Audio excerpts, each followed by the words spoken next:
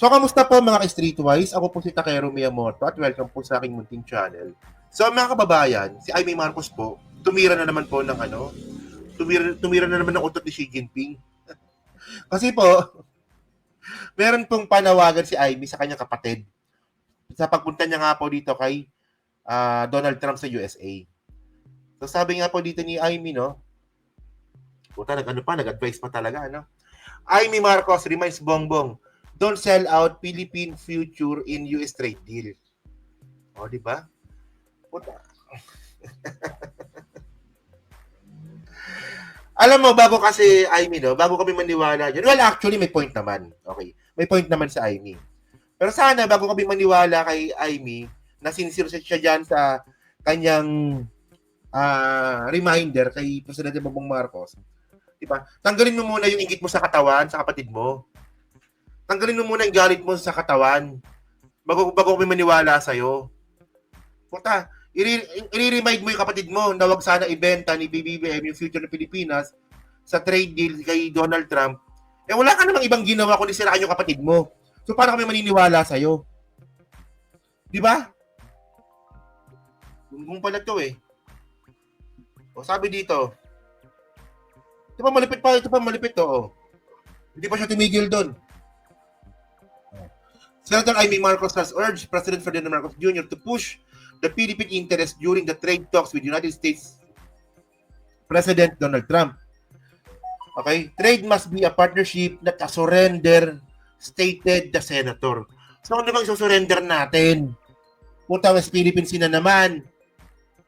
Boblax pala to, tinutulungan na nga tayo eh. Oh, sabi dito if we give away our rights today, we sell out the future of every Filipino. Sabi nga po ni Amy. The lawmaker, si Amy nga, pointed out that the tariff agreement with the US should be also reciprocal. Oh, okay. Tana ko magsalita si Amy parang walang alam, no? Actually, mga kababayan, no, yung taripa po ng Amerika sa Pilipinas, 20%, di ba? Pinakamababa na po yun. Mas mataas pa nga sa iba eh. Wala tayong magagawa kasi po, bansa nila yun. Bansa ni Trump yun. Oh. Putaan. Gago talaga. So, anong gusto mo? Pupunta doon si PBBM? Well, pwede naman pag-usapan. Pero kung sinasabi ni Amy na hindi siya pabor dyan sa taripa ni Trump, wala tayong magagawa doon. Taripa nila yun. Bansa nila yun. Oh. Pwede tayong makiusap. Diba? Sabi pa dito,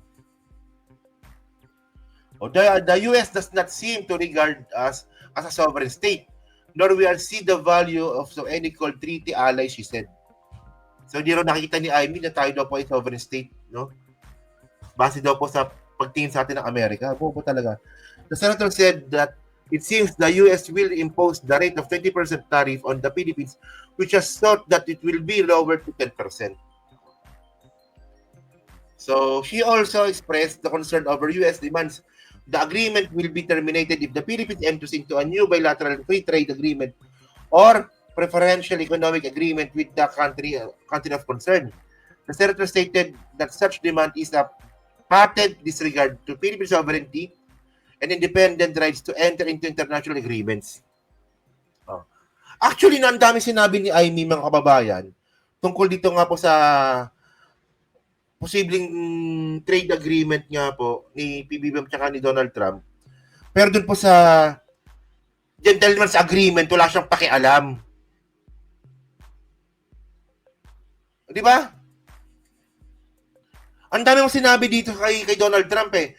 Pero, nung kumalat po yung gentleman's agreement, na China mismo ang nagbanggit, wala pong pakialam si Amy. Ayun po, threat po sa sovereignty po natin yun. Kung nirireklamo ni Amy, no, na posibleng may threat sa sovereignty yung pagpunta nga po ni PBBM sa Amerika, ano yung gentleman's agreement ni Digong? Di ba yung gentleman's agreement ni Digong, mga babayan? China mismo may sabi. Mayroon kaming kausap sa Pilipinas, no, na pwede naming bombahin yung mga lalabag dito. Doon wala kang pakialam sa gentleman's agreement ni Digong sa China. Pero sa Amerika, ang laki ng concern mo. Never ka namin narinig na nagsalita eh. about dyan sa gentleman's agreement na yan ni Digong eh. Kaya mga kababayan, no, may point naman si Amy, pero paano tayo maniniwala kung puro galit naman po yun sa utak niya? Puro inggit naman lang nasa utak niya. Paano ka nasabing galit niya ka-inggit? Yung galit hindi pa ba obvious yung galit? Mukha talagang galit si Amy. Tapos yung inggit, o paano ka nasabing inggit? Di ba nga yung sinasabi ko ngayong pelikula? Yung Made in Malacanang tsaka Martyr or Murderer? Oh. Anong ginawa ni Amy doon? Siniraan niya si PBBM. Siniraan niya si Lisa Marcos doon sa pelikula. Oh. Inggit. Inggitera ka kasi. Oh. Sabi pa dito, the lawmakers also called out the constraints of local economic policies due to US demands the Philippines shall refrain from imposing new barriers that provide less favorable treatment to US services, supply. Alam niyo mga kababayan, no? Alam niyo dati. Okay. Sa panglimang Dati, nung si... Bago pa lang po si PBBM bilang presidente, kasama si Amy sa mga lakad, di ba? Oh. Eh, ngayon hindi na. Kasi nga, may sira pala yung ulo ni Amy, no? Parang, inggitera pala. Oh, well, kung inayos mo lang sana na naging taga-suporta ka na lang sana ng kapatid mo, hindi yung mga sinasabi mo sana ngayon, di kasama ka dapat sa Amerika ngayon, ginagabayan mo yung kapatid mo. Actually, mga kababayan sa atin, no, ang gusto sana natin makita kay Amy Marcos, yung ginagabayan yung kapatid niya. Natural po yun bilang isang ate.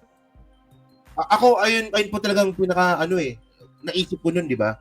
Di ba, nung election 2022, nanalo na si Bongbong Marcos, presidente. O, medyo natuwa ako nun. Sabi ko, at least nandiyan si Amy. Gagabayan niya yung kapatid niya. Ang tanong dito, ginabayan ba?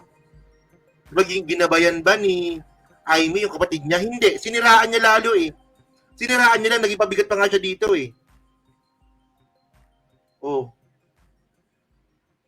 Pero isipin nyo lang mga kababayan, no, mas maganda sana ang trabaho ni PBBM kung wala po siyang siraulong kapatid. Kung wala po siyang sintong-sintong ate. Oh. Sabi pa dito, oh. So ito yung report kanina. Panoorin natin to. pagkakataon, bibisitang muli si Pangulong May sigaw ng kaganyan tapos manghihingi ng interim mo nga. Bongbong Marcos sa Amerika. Pero ito ay upon the invitation na of US President Donald Trump. Ang sabi ng Department of Foreign Affairs, mamamalagi siya doon mula July 20 hanggang 22. Inaasahan natin na papag-uusapan dyan yung tungkol sa reciprocal Uwi na siya bukas, no? 22 bukas eh. 21 ngayon sa Amerika, 22 bukas sa Amerika. tariff na ipapataw ng Amerika sa Pilipinas. Itinaas nila ito sa 20%. Ito yung taripa na ipapataw dun sa mga export products ng Pilipinas na ibebenta sa Amerika. Mas mataas ito kumpara dun sa nauna nilang anunsyo na 17%. So syempre, umaasa ang pamahalaan ng Pilipinas na magiging mutually beneficial sa dalawang bansa yung mapapagkasunduan nila dito hanggat maaari nga raw sana free trade agreement. Bukod dyan, inaasahan na mapapag-usapan din yung tungkol sa regional concerns. Kabilang na nga dyan yung West Philippine Sea. At kung meron man daw lalagdaang agreement, sana raw ay tungkol sa pagpapalakas ng assistance o ng suporta ng Amerika sa capabilities ng Armed Forces of the Philippines at ng Philippine Coast Guard. Sa July 21st, inaasahan na magkakaroon ng pulong si Pangulong Bongbong Marcos kay US Secretary of State Marco Rubio at kay Defense Secretary Pete Hegseth. Magkakaroon din siya ng meeting kasama yung business community para of course hikayatin na mamuhunan sa Pilipinas. Sa July 22, ito yung huling araw ni Pangulong Bongbong Marcos dyan sa Washington. Dito na gagawin yung bilateral meeting sa pagitan ni Pangulong Marcos at ni US President Donald Trump. Narito ang bahagi ng pahayag ng Department of So bukas pala, no, kung American time 'to sinasabi ng reporter, so bukas pala yung yung bilateral meeting ni PBBM at ni Donald Trump. Foreign Affairs. And we hope, of course, to arrive at a bilateral trade agreement or a deal on reciprocal trade that is mutually acceptable, mutually beneficial. O, di ba? Alam niyo, kakwento ko lang, no? Di ba nakapag-travel kami sa China? Di ba? So, syempre kami, mga tourist kami sa China. So, maganda yung China, mga babayan, actually, sa totoo lang. Maganda yung China. yung Guangzhou, yung Shenzhen. Tatlong city na puntahan namin maganda. Ganda talaga sa totoo lang. Ang ganda ng kalsada, ang laki ng kalsada, ang dami skyscraper. Totoo, maganda talaga yung China. Pero syempre naisip namin, no, syempre kami tourist kami. Ang pinakita sa amin, yung magandang part ng China. So, meron pa rin mga bulok po na parte ng China. No, so, yun lang na, inikwento ko lang, no, na, well, no, kung ang malaki kasing tanong dito, saan ba tayo mas kampante? Dito po sa Amerika na matagal na nating kaalyado? O dito sa komunistang China? Di ba? So, kaya, yun, mga kababayan, di ba? So, by the way, no, kaya ako, di po naniniwala dyan. Sinasabi ni Amy. O parang ito, tinan nyo to, oh. Ang dami sinabi po ni Amy tungkol po sa bilateral meeting nga po ni PBBM kay Trump. Pero, dun po sa Senator Amy Bax Duterte, China deal, says critics OA. Puta, no, gagago talaga to no? OA daw po yun. Ang dami mo sinabi dun sa bilateral meeting ni PBBM at ni Donald Trump. Pero dito, sa usapin po ng West Philippine Sea, na China deal o gentleman's agreement na ni Digong at saka ni Xi Jinping, ang kinampen mo pa si Digong. Tinawag mo pang OA. Mga kababayan, paano magiging OA? OA ba yon na sinabi ng China na may agreement na kami? Kaya gagawin namin to? OA ba yon? OA ba yung winawater cannon tayo? OA ba yung may sundalo tayong naputulan ng daliri? OA ba yun na, di ba, OA ba yun na hinaharas tayo sa mismong teritoryo natin? OA ba yun, Amy Marcos? Na pati Palawan, inaangkin na po ng China? OA ba yun? Kung merong OA dito, baba mo yun. Sobrang haba ng baba mo, ayun ang OA. Sobrang OA ng haba ng baba mo. Kulang yun to. Kaya mga kababayan ako, on the first place mga kababayan, kung sinuportahan ni Amy Marcos si PBBM, yung ginabayan niya, yung inayos niya, no? Yung hindi niya siniraan, maniniwala po ako dito. Sa reminder niya. Pero sa loob po ng 3 taon na siniraan niya yung kapatid niya, paano kami maniniwala sa'yo? Kaya ako, no, sinisisi ko po talaga dito, yung mga loyalista po na bumoto sa kanya. Maraming nagalit sa akin nun, sa totoo lang. Marami po tayong mga follower ko na nag-PPM sa akin. Takero, loyalista ako. Ganun. Unsub na ako sa'yo. Hindi ko gusto sinabi mo para kaming DDS. Sinabi ko talaga. Yung mga loyalista na bumoto kay Amy Marcos, wala kayong pinagkaiba sa mga DDS. Kasi po yung mga DDS, mga kababayan, wala na pong tama't mali para sa kanila. Basta Duterte supporter sila, mali o tama man yan, Duterte supporter po sila. Parang kay Amy. Dahil sa loyalista sila yung tatay na Marcos, kahit mali na yung ginagawa ni Amy Marcos, kahit napabigat na siya, kahit na-burden na siya sa ating Presidente Bongbong Marcos, binoto pa rin po nila kasi nga Marcos. So ngayon, mali ba ako dun o tama? Na yung mga bumoto kay Amy, wala na po pinagkaiba sa mga DDS. May point naman ako dun, di ba? Kahit mali na ginagawa ni Amy, binoto nyo pa rin kasi Marcos. So, anong pinagkaiba nyo sa mga DDS? Takero, mag-ansab na ako sa'yo. Tinawag mo akong kulto. Kasi binoto ko si Amy. Loyalista ako. Good luck. Walang talaga. Kapag nako-compare kayo sa mga DDS, anong magagawa ko? Ginawa nyo rin. Di ba? Parang ito, tinan nyo to. Sir Reynaldo. Sir Takero, loyalista ako. Hindi ko binoto si Amy. Di ba? Wala lang kung karapatan yung bumoto.